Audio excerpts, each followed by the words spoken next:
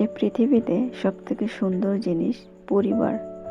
যার পরিবার যত সুন্দর, সে মানসিকভাবে ততটাই শক্তিশালী। আসসালামু আলাইকুম। কাছে এবং দূরে যে যেখান থেকে আমার ভিডিওটি দেখছেন, আশা করি সকলে ভালো আছেন। আজও একটি নতুন ব্লগ ভিডিওতে আপনাদের জানাই অনেক অনেক ওয়েলকাম।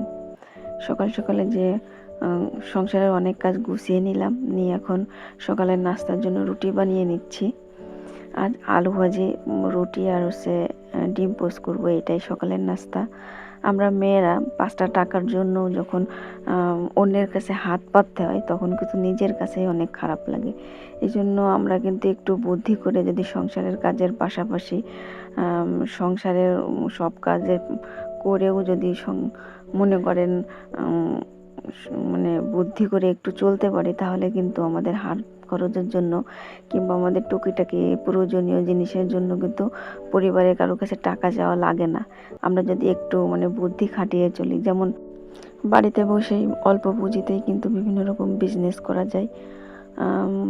কাপড়ের ব্যবসা, তারপর বিভিন্ন রকম মশলার ব্যবসা, তারপর দেখা যাচ্ছে বিভিন্ন রকম ভাজা তৈরি করে সেটাও সেল করলেও কিন্তু অনেক টাকা ইনকাম করা যায়। তাছাড়া বাসায় যদি পশু পাখিও পালা যায়, সেইখান থেকেও ভালো টাকা ইনকাম করা যায় মাস শেষে। কিন্তু বসে না থেকে কিন্তু আমরা টুকিটাকি এই কাজগুলো করলেই কিন্তু আমাদের মাস শেষে ভালো একটা ইনকাম করতে পারি।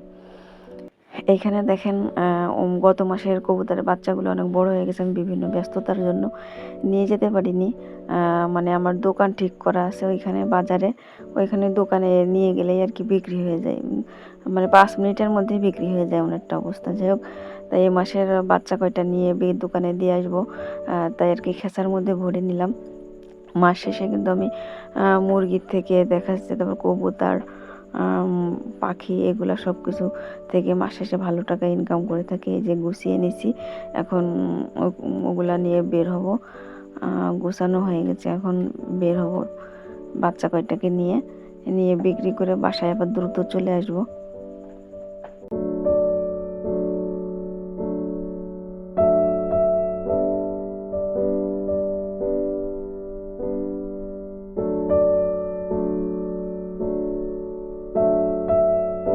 মায়া জিনিসটা আসলে আমার মধ্যে যেন একটু বেশি কাজ করে। মাঝে মাঝে পশু পাখির প্রতি সব সময় মায়া লাগে, কিন্তু মাঝে মাঝে সামান্য কবুতরের বাচ্চার কথাই বলি, মাঝে মাঝে এত পরিমাণে মায়া লাগে বিক্রি করতে, মাঝে মাঝে বিক্রি করি না, ঠিক আছে। কিন্তু তারপরেও ওদের তো অনেক খরচ, ঠিক আছে, সেই হিসাবে মনটাকে অনেক শক্ত করে আসলে বিক্রি করতে হয়। যাই হোক, মায়া জিনিসটা জানি আমার মধ্যে একটু বেশি কাজ করে, বিশেষ করে পশু পাখির প্রতি। সে নিজের হোক, পরের হোক, রাস্তার হোক, আর বাগানের হোক, যাই হোক প্রত্যেকটা পশু পাখির প্রতি জানি আমরা একটু মায়া অন্য ধরনের। যাকে এখানে দেখেন বাজারে যাচ্ছি এখন। যাওয়ার সময় একটু ভিডিও করতেছিলাম। আসলে রাস্তাঘাটে বের হইলে আমি তেমন একটা ভিডিও করি না, মানুষজন তাকায় থাকে, আর আমরা একটু গ্রাম্য পরিবেশে থাকি, তো এই জন্য এক একজন এক এক কথা বলে।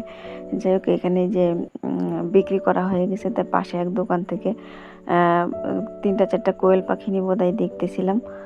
আমার বাসায় যে 2টা কোয়েল পাখি ছিল, তা একটা কোয়েল পাখি ফাঁকা, খেসা মুখ ফাঁকা পেয়ে একটা পাখি হারাই গেছে, আর একটা আছে, তাই আর কি ওইখান থেকে 4টা কোয়েল পাখি নিছি। এই যে বাসায় চলে আসছি, আর এই যে কিছু ফল নিছি কবুতরের বাচ্চা বিক্রি করেই আর কি।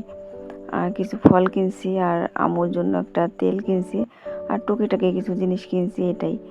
যাই হোক, নিজেরা মনে করেন একটু কষ্ট করলেই কিন্তু বাসায় বসে আমরা কিন্তু মেয়েরা মাস শেষে ভালো টাকা ইনকাম করতে পারি। যাক, এখন ফলগুলো গুছিয়ে নিচ্ছি। জানি না আমার ভিডিওর এই পর্যন্ত কারা কারা আছেন। যারা যারা আছেন তাদেরকে অনেক অনেক ধন্যবাদ। আর এইখানে দেখেন আমার মিনি বেশ অনেকটাই অসুস্থ, কি হয়েছে বুঝতে পারতেছি না, শুধু হাঁপাচ্ছে আর বমি বমি ভাব লাগতেছে, কিন্তু বমি করতেছে না, ঠিক আছে। আজকে বেশি কিছুদিন ধরে অসুস্থ। আপনারা সবাই দোয়া করবেন আমার মিনির জন্য, যেন খুব তাড়াতাড়ি সুস্থ হয়ে যায়। ওকে একটু ডক্টর দেখাবো, দেখি। দেখেন মুখটাও কেমন একটু ফ্যাকাশে হয়ে গেছে, কেমন একটা। ওর এই প্রায় 4 বছর বয়স হলো। আসলে ওদের প্রতি অনেক মায়া আমার। তা কি যে হয়েছে আমি বুঝতে পারতেছি না, একটু ডাক্তার দেখাবো, দেখি। যে ওর জন্য দোয়া করবেন।